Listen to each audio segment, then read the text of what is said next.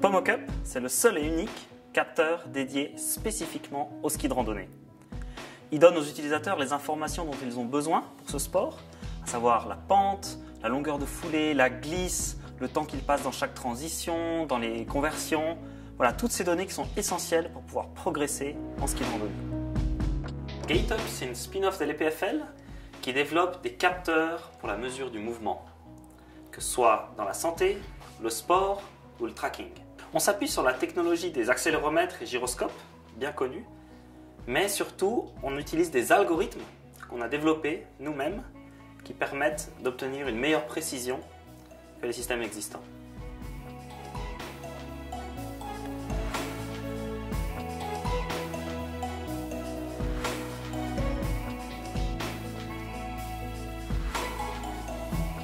PomoCup est une entreprise spécialisée dans la production de pots de phoque. C'est plus de pots de phoque depuis les années 30, aujourd'hui c'est d'autres technologies, mais on garde encore ces noms-là. On a des besoins dans le marché qui doivent être...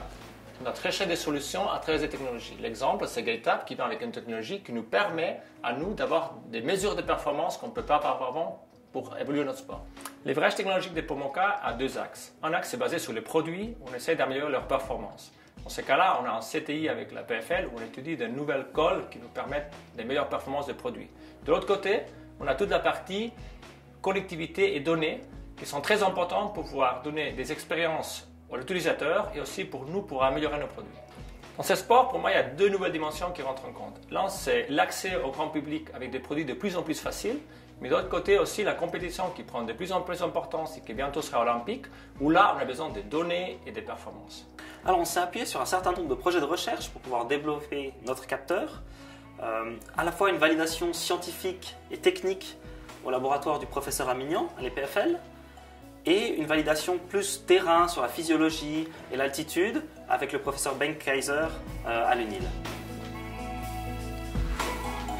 Notre collaboration a commencé quand moi j'ai tapé à la porte de Camillard, puisque j'avais besoin d'une technologie que je savais était présente dans son laboratoire. Mon domaine d'expertise, c'est la physiologie de l'effort. Moi, je m'intéresse à la performance. Quels sont les déterminants qui limitent la performance chez l'athlète? En l'occurrence ici, comment aller de A à B le plus vite possible avec des skis équipés avec des pots pendant la pratique de ski randonnée, ski alpinisme. En combinant ensuite ces mesures-là avec nos mesures de physiologie, donc fréquence cardiaque, consommation d'oxygène, etc., pour finalement aboutir à une description de déterminants de la performance pendant cette pratique-là. Il me fallait une mesure précise et fiable de la vitesse et du déplacement dans l'espace d'un ski.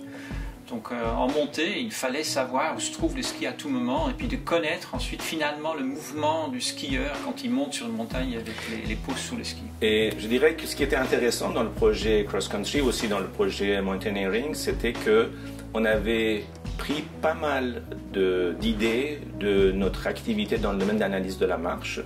Donc quand on a commencé ce projet, on s'est inspiré beaucoup de ce développement et on a pu effectivement répondre aux questions qui venaient du côté de performance et de physiologie en ce qui concerne les paramètres spatio-temporels, les paramètres de vitesse de marche, etc. Une des compétences clés pour réussir à bien un tel projet, c'était d'arriver à transférer les connaissances du monde académique, dans lequel moi-même j'ai fait mon doctorat, pour mettre un produit sur le marché. Alors bien sûr, entre le monde académique et le marché, il y a un certain nombre d'étapes clés. Il y a la connaissance du marché, le marketing, le design produit, il y a l'ingénierie du capteur, la production, le supply chain, les algorithmes, l'application, le mobile, vraiment une infinité de domaines qui s'entrechoquent et qui doivent travailler dans la même direction pour aboutir. Dans un projet comme ça, le rôle du designer, ça va être essentiellement d'apporter une image globale. Donc bien sûr, on parle d'esthétique, mais pas seulement. On va parler aussi de typologie, d'ergonomie et de technique. C'est vrai que nous on arrive avec une wishlist, notre rêve c'est que ce soit étanche, alors on demande au designer est-ce que c'est possible, est-ce qu'on peut produire ça, etc.